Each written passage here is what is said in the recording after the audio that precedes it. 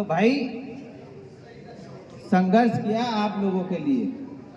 62 में अजीत प्रसाद जैन जी ने कह दिया कि यशपाल सिंह यश बाबा जी दादाराम के लिए मना कर दिया। बाबा जी ने कहा बड़े बाबा जी को कि नहीं नहीं वही लड़ेंगे। तो बाबा जी ने पिताजी ने नाम बढ़ा दिया। जो ढाईकी के थे चौधरी पवन सिंह जी थे प्रमुख, मेरे ख्याल से इनके बाबा जी थे, उनका नाम विधायकी के लिए बढ़ा दिया। ये भी आप लोगों को शायद बहुतों को नहीं पता होगा।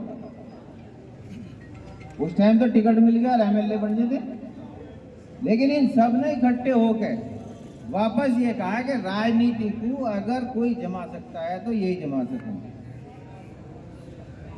तो इस तरीके से फिर सन 62 में पहला इलेक्शन लड़े पिताजी, और फिर उसके बाद में हरिद्वार भी इसी में ही था।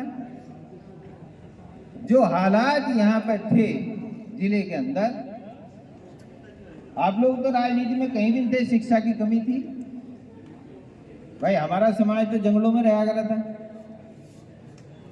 क्रिमिनल ट्राइब्स में मेरे ख्याल से वकील साहब शायद 52 में निकले थे, कौन से में निकले थे हमारी बिरादरी? 52 में या 52 में निकली थी। तो क्रिमिनल ट्राइब में से निकले थे। 5 जातियां थी, गडरिया, बंजारा, सांसी, हमारे इधर से और गुजर। तो ये उसमें थी। इन्होंने संघर्ष किया और आप लोगों की एक पहचान जिले के अंदर बनी। उस पहचान को काटने के लिए जब वो ताकतवर हो गए और आप लोग ताकतवर हो गए, तो फिर क्या हथियार अपनाया कि लोहा लोहे को काटेगा, ले आके अब भाई किसी भी तरीके से चौधरी यशपाल सिंह की ताकत खत्म कर दो, जिससे कि इनके लोग बिखर जाएं। मैं सीधे खुले शब्दों में कह रहा हूं आज। तो आज हालात देख लो आप लोग कि जिले में आप लोगों की उपस्थिति कहां है। भाई ध्यान से सुनियो, पीछे भी आगे सर, इधर से बोलो, इधर बोलो कि जिले में आप लोगों की उपस्थिति कहां है। भाई जरा ध्यान से सुन लो सर, बस थोड़ी देर की बात है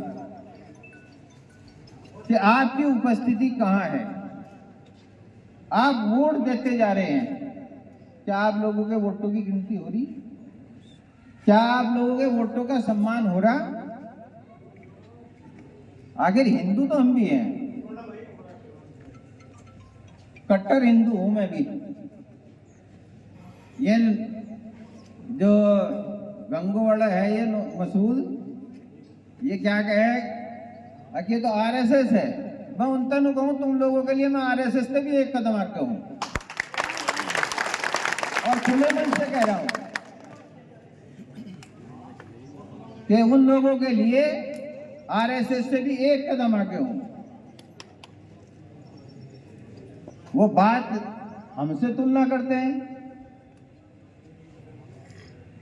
हम जवान की वजह से इस राजनीति में, पूज्य पिताजी जवान की वजह से इस प्रदेश के मुख्यमंत्री बनते बनते रह गए। उन्होंने पद को नहीं चाहा, उन्होंने आपके हितों के लिए सबसे पहले कदम उठाया। तीतरों में आप लोग बहुत से गए होंगे, माननीय अखिलेश यादव जी राष्ट्रीय अध्यक्ष, वहां पे आप लोगों के अंदर एक बहुत बड़ा गुस्सा था। मैं गांवों में घूम रहा था इधर जनसंपर्क के लिए, कोई तैयार नहीं था। गुस्सा क्या था कि उनमें से कोई भी पूज्य चौधरी साहब के स्वर्गवास के अवसर पे कोई उनके परिवार का सदस्य वहां नहीं आया। आप लोग खून का घूंट पी के वो शानदार जानदार भव्य स्वागत वहां किया था आप लोगों ने।